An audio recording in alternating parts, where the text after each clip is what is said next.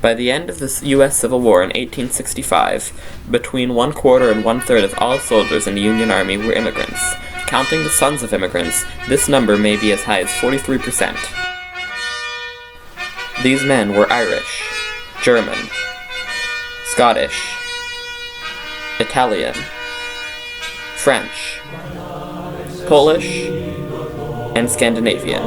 Why were there so many immigrants serving in the Union Army? In order to answer this question, I will be examining the songs these immigrant soldiers sang, and look at how they reflected the society around them in the 1850s and 60s, and, more importantly, how they were breaking barriers by serving the country in a time of great need.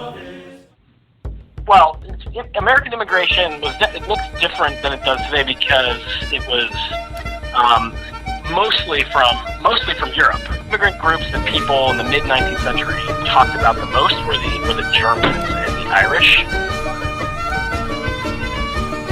Then raise the harp of Erin, boys, the flag we all revere. We'll fight and fall beneath its folds like Irish volunteers. The 1860 census recorded 1.5 million Irish-born Americans, making them by far the largest immigrant group. Most of the Irish living in the United States at the time immigrated in the late 1840s and early 1850s following the Great Famine in Ireland. They came to the United States seeking better economic opportunities and political freedom, as expressed in the 1861 song, The Opinions of Paddy McGee. He talked of America's freedom and glory, because says I, that's the country for me. So to end a long story, I've come now before ye to give the opinions of Paddy McGee. When Ireland was leading and famine was feeding and thousands were dying for something to eat, 'twas America's daughters that sent o'er the waters the ships that were loaded with corn and wheat. And Irishmen sure will forever remember the vessels that carried the flag of the free, and the land that befriended they'll die to defend it, and that's the opinions of Paddy McGee. Yeah, I mean, at the beginning of the Civil War and that era, the Irish were kind of seen as America's first immigration problem, really. They were poor, they did the worst work, they could be rowdy, created a lot of social problems, lived in the worst neighborhoods. But then because they spoke English, or most of them spoke English, they're very active in politics, which makes them even more problematic for many native-born Americans. Anti-Irish sentiments abounded, and the Irish were often depicted as ape-like, subhuman creatures. Moreover, in largely Protestant America, their Catholicism was viewed with some suspicion.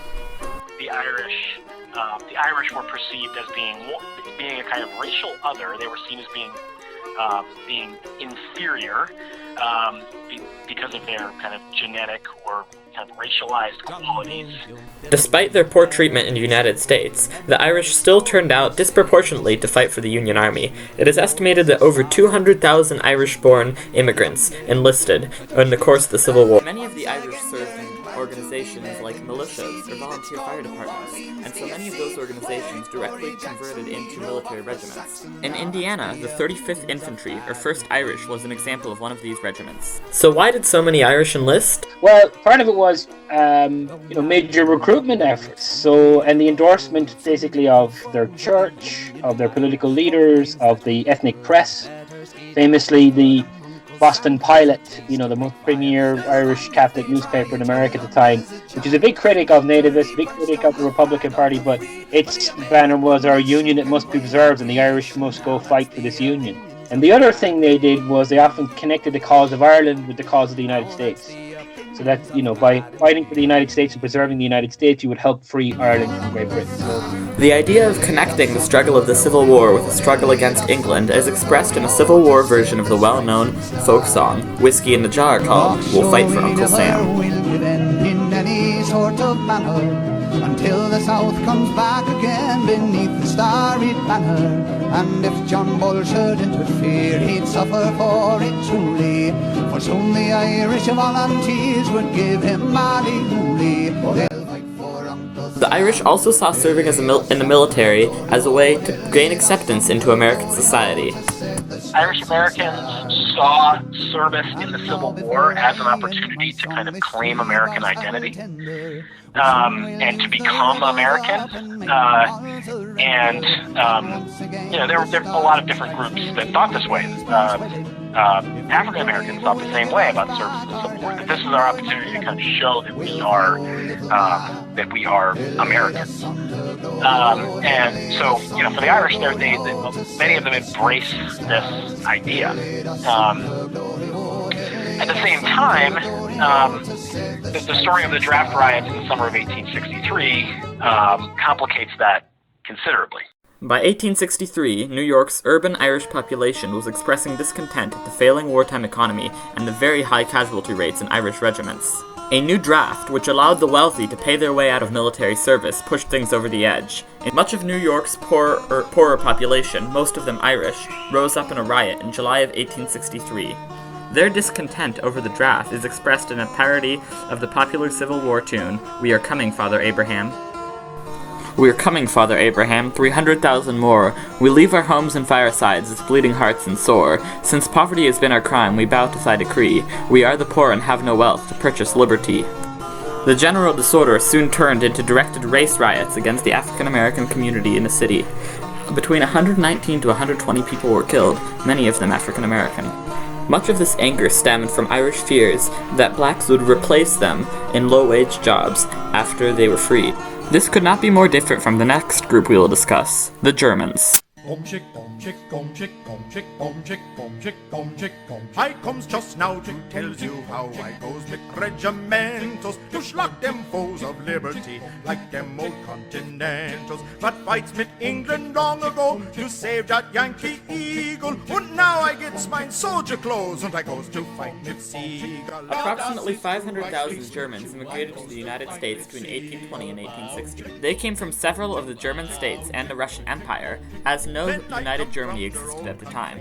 They were a religiously and economically diverse group, including Protestants, Catholics, and Jews, and simple farmers, as well as businessmen and intellectuals. Many were also political refugees, veterans of the German uprisings in 1848, which took place across the German states. These revolutionaries brought with them strong ideals of democracy and a deep-rooted opposition to slavery. They also brought with them music from the revolution that expressed these ideas, albeit in German. Ja, 33 Jahre wird die Sauerei. Wir sind keine Knechte, wir sind alle frei. Yeah, I mean, the Germans are more enthusiastic for the conflict, but you'll have a lot of more support for Germans for the Republican Party, for Abraham Lincoln. Places like Missouri, which is a slave state, the key core support of Lincoln and the Republicans and the Union are the Germans in St. Louis, while the Irish are a lot more ambiguous, the more Confederates. You could say they're more enthusiastic for the cause. They're okay with the switch, from just Union to ending slavery. Over 213,000 German Americans served in the Union Army. They were particularly well known for their discipline, as many of them had served in armies in Europe before coming to the United States.